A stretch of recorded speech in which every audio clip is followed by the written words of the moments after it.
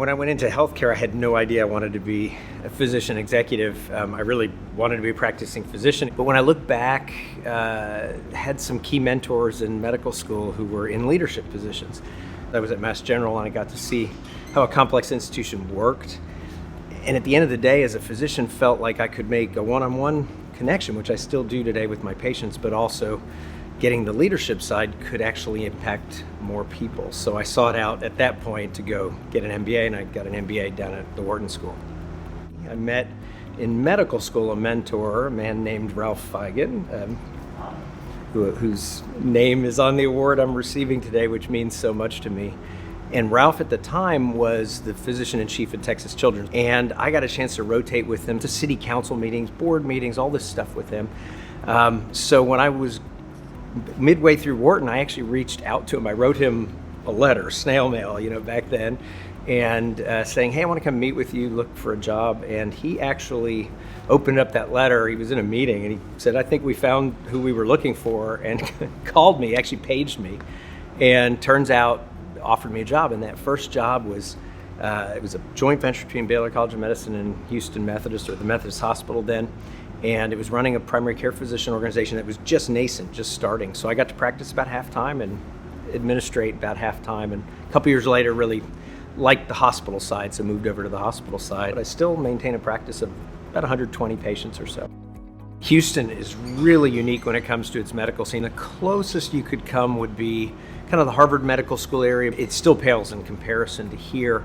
And what makes it so unique is really a combination of competition and collaboration, which I think is a really healthy combination. What I always tell people is, look, when you get the hospitals and the medical schools, all the clinical enterprise, competing around what matters as a patient, the safety, the quality, the service, the innovation they provide, you win as a patient. This luncheon talks about courage. Many people talk about our decision to be the first in the country to mandate vaccine for healthcare workers as a majorly courageous decision. To me, it was just kind of an obvious decision. I don't think it was all that courageous. It fit the culture of Houston Methodist, the patient at the center of everything we do. We had been one of the early institutions to mandate the flu vaccine. And when we take the perspective of it is our sacred obligation to care for patients, and it's our sacred obligation to protect our patients, vaccinating our healthcare workers in order to prevent unintentional infection of very vulnerable people was a no-brainer decision. And, oh, by the way, the second benefit is we protected all of our healthcare workers, which was a really important thing as well. I can remember talking about this in June of 2020 as we're looking at vaccines, saying we're going to mandate, we needed to see that they were effective, they need to be widely available. So when they came out in December of 2020, it was this mad rush, everybody wanted it. But within about 60 days, we saw hesitancy starting to creep in, misinformation starting to creep in. We actually put a bonus program in place really as a way to shore up our staff. But we said, there's going to be a catch.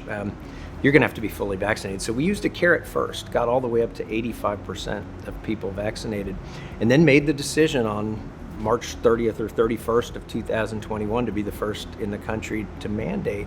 And to be honest, if I made one error in that, we thought everybody else was like right behind us, and there wasn't anybody. So you had to have a federal judge weighing in, and of course, in a scathing decision by the judge to basically say, you people are wrong, and Houston Methodist is doing the right things by their patients. So it's a decision I remain very, very proud of today.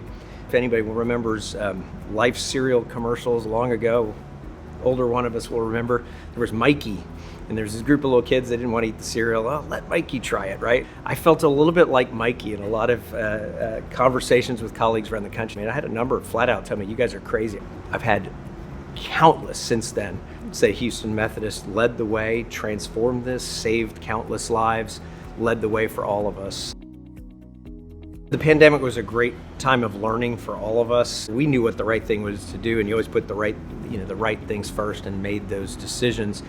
The virtual healthcare, the creativity to do those kinds of things, obviously the courage to take a stand when it matters. And we would make that same decision every single time, pretty much exactly the way we did. I'm really proud of how that went.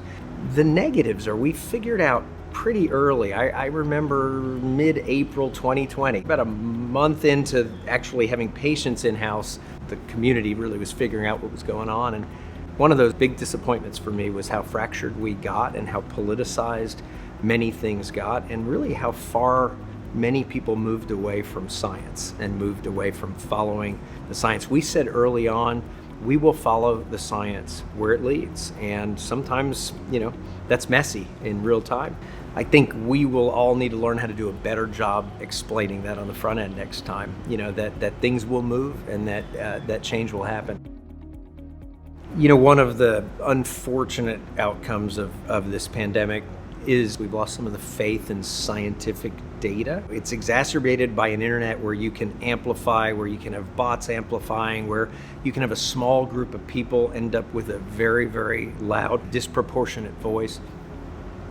And it is pervading more broadly than just vaccines. I am worried that bleeds into other aspects of healthcare, other aspects of lack of trust in medical professionals and scientists in health systems, hospital systems, etc. And we should embrace every viewpoint that is legitimate and respect every viewpoint, but we need to be able to have people on either end respectfully talking with each other, coming to dialogue, coming to conclusion, moving things forward. And I worry about misinformation, as we've been talking about, and some loss of trust in the medical profession, because at the end of the day, whether you're talking nurses, you're talking physicians, you're talking physical therapists, respiratory therapists, you're talking even those of us who wear a suit, we're all in it to care for people. We're all in it because we believe in medical science. We believe in helping people. We believe in a sacred responsibility to care for people.